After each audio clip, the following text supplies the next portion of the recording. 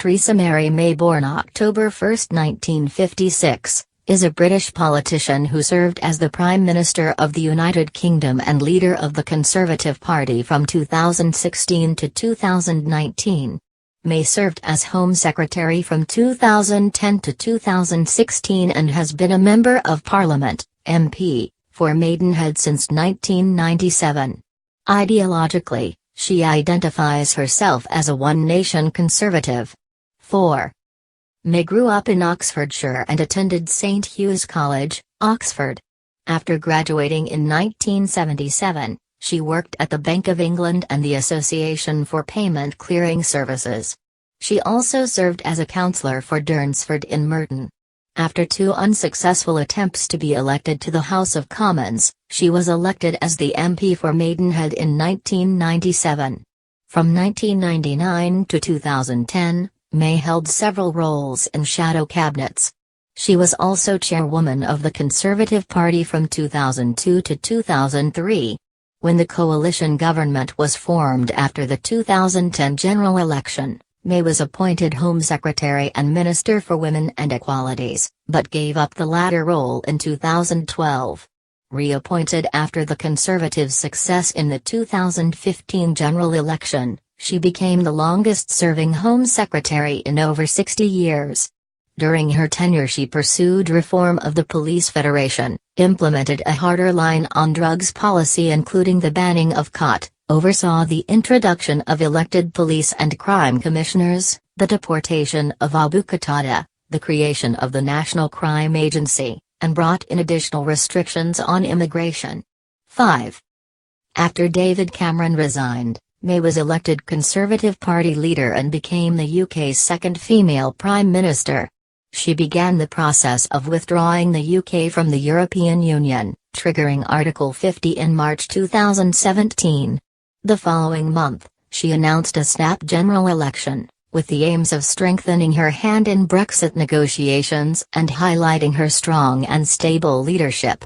6-7, this resulted in a hung parliament, in which the number of Conservative seats fell from 330 to 317, despite the party winning its highest vote share since 1983. The loss of an overall majority prompted her to enter a confidence and supply arrangement with the Democratic Unionist Party, DUP, to support a minority government. May survived a vote of no confidence from Conservative MPs in December 2018 and a parliamentary vote of no confidence in January 2019.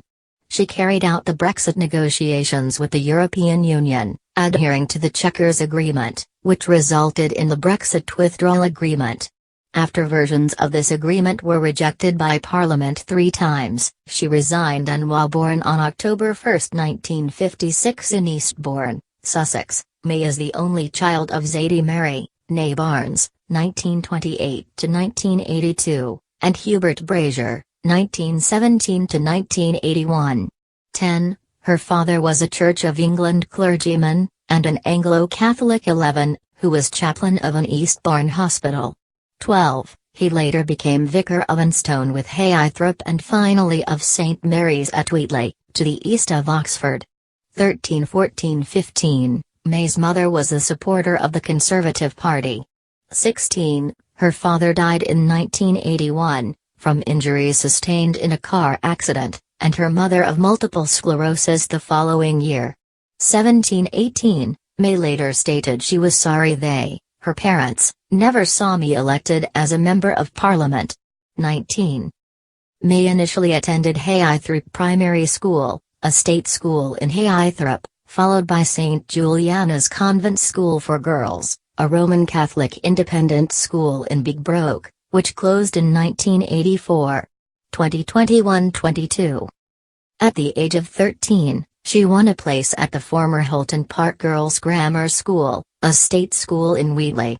23. During her time as a pupil, the Oxfordshire education system was reorganised, and the school became the new Wheatley Park Comprehensive School. May attended the University of Oxford, read geography at St Hugh's College, and graduated with a second-class BA degree in 1977. 25. She worked at a bakery on Saturdays to earn pocket money and was a tall, fashion-conscious young woman who from an early age spoke of her ambition to be the first woman prime minister, according to those who knew her.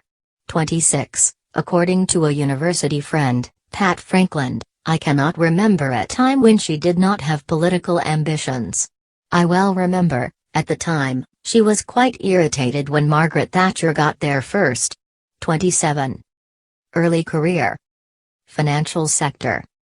Between 1977 and 1983, May worked at the Bank of England, and from 1985 to 1997, at the Association for Payment Clearing Services, APACS, as a financial consultant. She served as head of the European Affairs Unit from 1989 to 1996 and senior advisor on international affairs from 1996 to 1997 in the organization. 28. Entry into politics. May served as a councillor for Durnsford Ward 29, on the London Borough of Merton from 1986 to 1994, where she was Chairman of Education, 1988 to 90. And Deputy Group Leader and Housing Spokesman, 1992 to 94. Unsuccessful national attempts.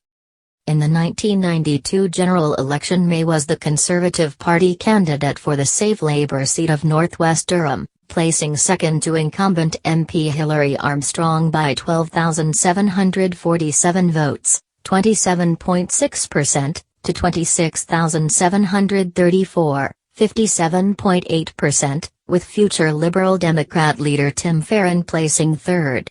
May then stood at the 1994 Barking by-election, which was prompted by the death of Labour MP Joe Richardson. The seat had been continuously held by Labour since it was created in 1945, and Labour candidate Margaret Hodge was expected to win easily, which she did, with 13,704 votes, 72.1%. May placed a distant third with 1,976 votes, 10.4%. Win seat in Parliament. Around 18 months ahead of the 1997 general election, May was selected as the Conservative candidate for Maidenhead, a new seat which was created from parts of the safe seats of Windsor and Maidenhead and Wokingham. She was elected comfortably with 25,344 votes. 49.8%, almost double the total of second-placed Andrew Terence Ketteringham of the Liberal Democrats, who took 13,363 votes, 26.3%. 28. Despite this, her party suffered their worst defeat in over 150 years. Early parliamentary career. Having entered Parliament, May became a member of William Hague's frontbench opposition team, as shadow spokesman for schools, disabled people and women, 1998 to 1999. She became the first of the 1997 MPs to enter the shadow cabinet when in 1999 she was appointed Shadow Education and Employment Secretary. After the 2001 election, the new Conservative leader Ian Duncan Smith kept her in the shadow cabinet, moving her to the transport portfolio. May was appointed the first female chairman of the Conservative Party in July 2002. During her speech at the 2002 Conservative Party conference, she explained why, in her view, her party must change. You know what people call us? The nasty party. 3031. In recent years, a number of politicians have behaved disgracefully and then compounded their offenses by trying to evade responsibility. We all know who they are. Let's face it, some of them have stood on this platform. She accused some unnamed colleagues of trying to make political capital out of demonizing minorities, and charged others with indulging themselves in petty feuding or sniping instead of getting behind a leader who is doing an enormous amount to change a party which has suffered 2 landslide defeats. She admitted that constituency selection committees seem to prefer candidates they would be happy to have a drink with on a Sunday morning, continuing to say, at the last general election 38 new Tory MPs were elected. Of that total, only 1 was a woman and none was from an ethnic minority. Is that fair? Is 1/2 of the population entitled to only 1 place out of 38? 32. In 2003, May was appointed Shadow Secretary of State for Transport and the Environment after Michael Howard's election as Conservative Party and opposition leader in November that year. 33. In June 2004, she was moved to become Shadow Secretary of State for the Family. Following the 2005 general election, she was also made Shadow Secretary of State for Culture, Media, and Sport. David Cameron appointed her shadow leader of the House of Commons in December 2005 after his accession to the leadership. In January 2009, May was made Shadow Secretary of State for Work and Pensions. On May 6, 2010, May was re-elected MP for Maidenhead with an increased majority of 16,769 to 60% of the vote. This followed an earlier failed attempt by the Liberal Democrats to unseat her in 2005, as one of that party's leading decapitation strategy targets. 34. Home Secretary. Main article, Home Office under Theresa May. May with her then leader David Cameron, May 2010.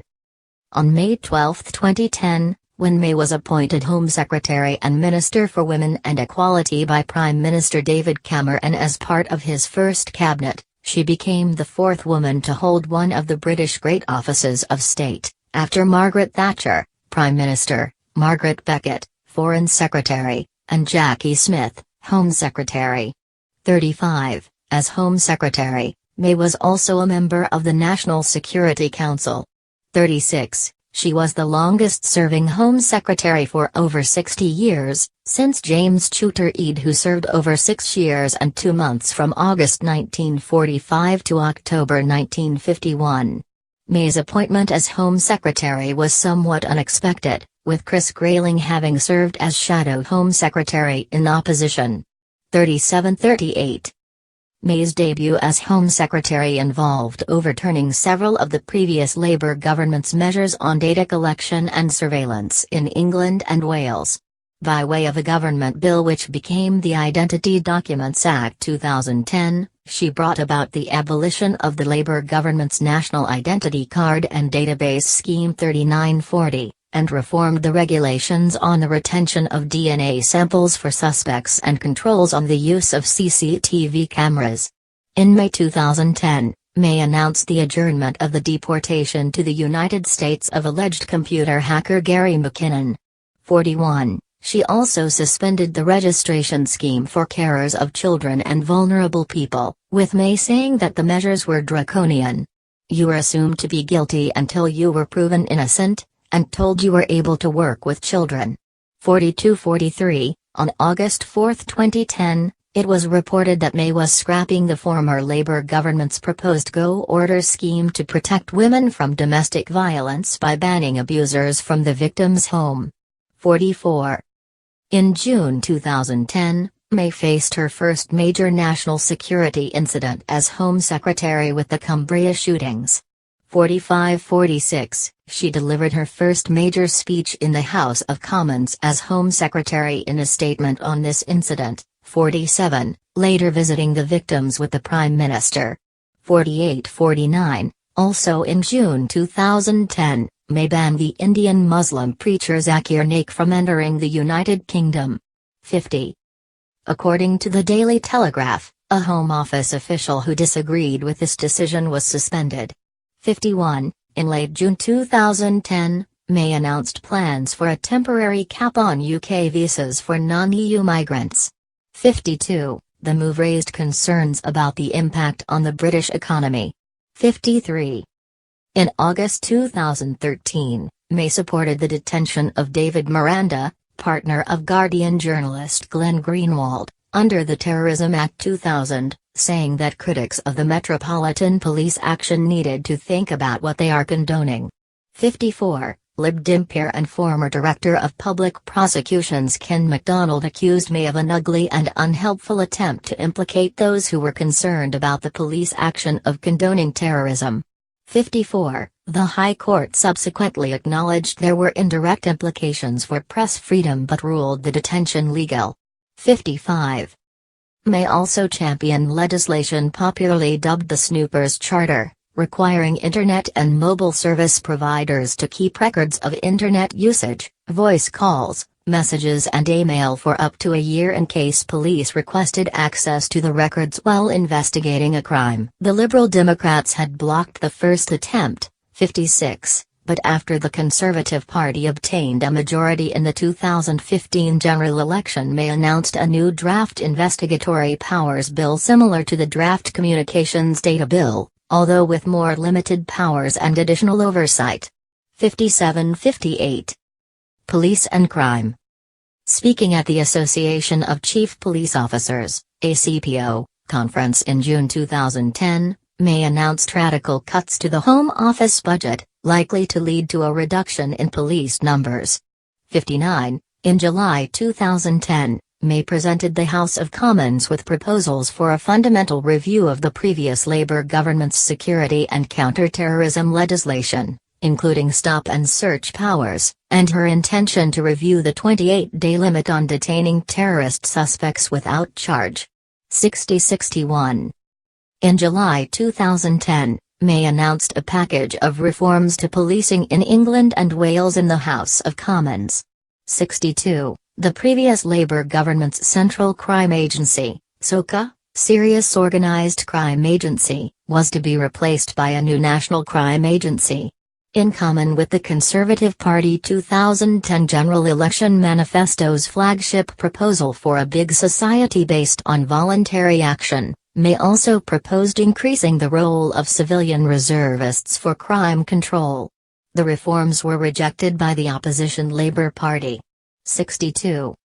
Following the actions of some members of Black Bloc in vandalising allegedly tax-avoiding shops and businesses on the day of the March 2011 UK March, the Home Secretary unveiled Reform 63, curbing the right to protest, including giving police extra powers to remove masked individuals and to police social networking sites to prevent illegal protest without police consent or notification. 64. In 2012, despite inquiries by both Scotland Yard and the Independent Police Complaints Commission ruling that there was no new evidence to warrant further investigation, after discussions with Dame Doreen Lawrence, May commissioned Mark Ellison to review Scotland Yard's investigations into alleged police corruption.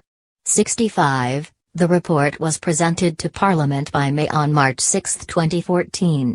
Sir Bernard Hogan Howe, Commissioner of the Metropolitan Police, said the report, which has prompted an inquiry into undercover policing, was devastating. 66. In July 2013, May welcomed the fact that crime had fallen by more than 10% under the coalition government, while still being able to make savings. She said that this was partly due to the government removing red tape and scrapping targets to allow the police to concentrate on crime fighting. 67. In 2014, May delivered a speech to the Police Federation, in which she criticized aspects of the culture of the police force. 68. In the speech, she said, "When you remember the list of recent revelations about police misconduct, it is not enough to mouth platitudes about a few bad apples. The problem might lie with a minority of officers, but it is still a significant problem and a problem that needs to be addressed." According to one survey carried out recently, only 42% of Black people from a Caribbean background trust the police. That is simply not sustainable. I will soon publish proposals to strengthen the protections available to whistleblowers in the police. I am creating a new criminal offense of police corruption. And I am determined that the use of stop and search must come down, become more targeted and lead to more arrests, succeeded by Boris Johnson. She remains in the House of Commons as a backbencher.